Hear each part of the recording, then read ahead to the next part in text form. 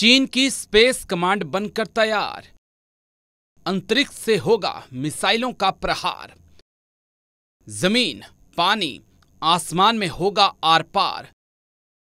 Space में जंग के लिए भारत कितना तैयार। दुनिया माने या ना माने, मगर चीन मान चुका है कि वो दुनिया की सुपर पावर है, और ये ऐलान शी जिनपिंग ने अमेरिका में जाकर किया है। चीन के पास इस वक्त दुनिया की सबसे बड़ी थल सेना और नौसेना है। वायुसेना के मामले में वो बेशक थोड़ा पीछे है, मगर जल्द ही वो यहाँ भी नंबर 1 बनना चाहता है। जिस वक्त चीन की चुनौती से निपटने के लिए कई देश साथ आ रहे हैं, उसी वक्त चीन स्पेस कमांड बनाने में लग चुका है। चीन यहीं पे नहीं रुक रहा। चीन स्पेस में हाइपरसोनिक मिसाइलें भी तैनात करने की तैयारी कर चुका है।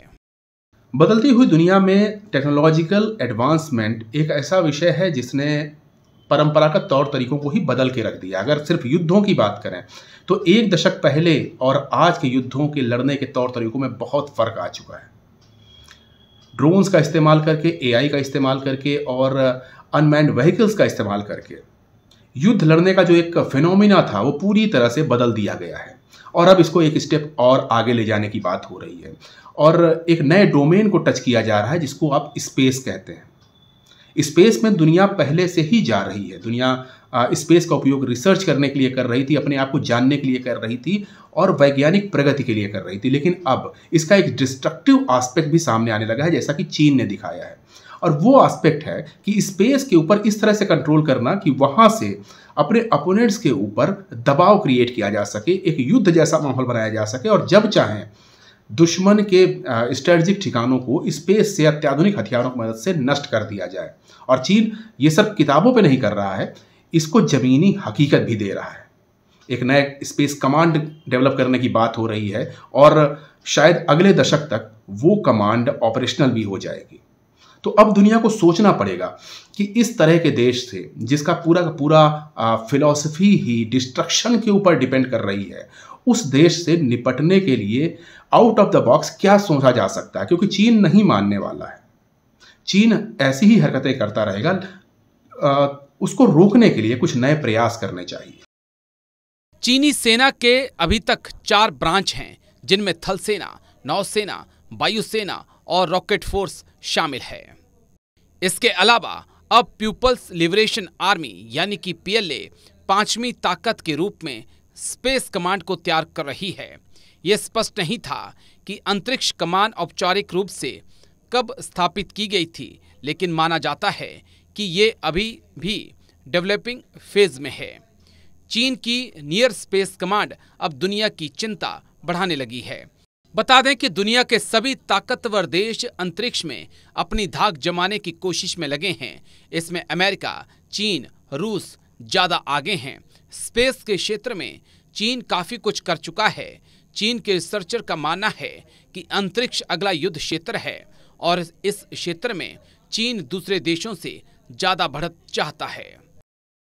वैसे तो 2012 में ही शी जिनपिंग ने प्रेसिडेंट बनने के बाद वहाँ पे स्ट्रेटेजिक फोर्स कमांड्स स्थापित कर दी थी, थिएटर कमांड्स स्थापित कर दी थी, जिनमें लगातार विकास किया जा रहा है।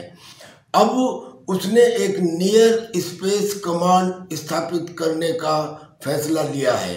ये नियर स्पेस कमांड स्पेस से ऑपरेट होगी।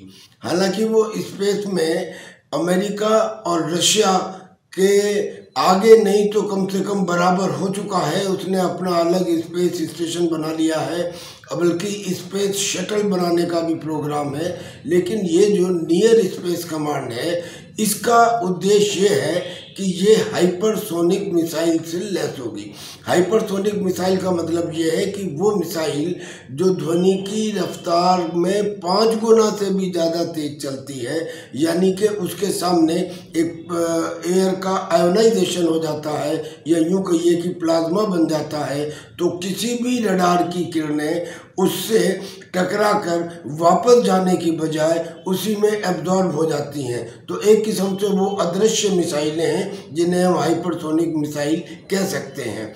और ये हाइपरसोनिक मिसाइल की नियर स्पेस कमांड इसलिए बनाई जा रही है ताकि युद्ध के समय में ये दुश्मन के रॉकेट लॉन्च स्टेशंस को तबाह कर सके। इतना ही नहीं, चीन से आ रही रिपोर्ट्स में कहा गया है कि चीन का निकट अंतरिक्ष कमान आधुनिक हाइपरसोनिक मिसाइलों से लैस होगा और ये दुश्मन देशों के महत्वपूर्ण सैन्य संपत्तियों को निशाना बना सकेगा। ये स्पेस कमांड घातक हथियारों से लैस होगी। ये दुनिया के दूसरे देशों की मुश्किलें बढ़ा सकती है। इसका सबसे बड़ा मकसद युद्ध के समय चीन को जीत दिलाना है और इसका सबसे बड़ा निशाना अमेरिका और भारत है।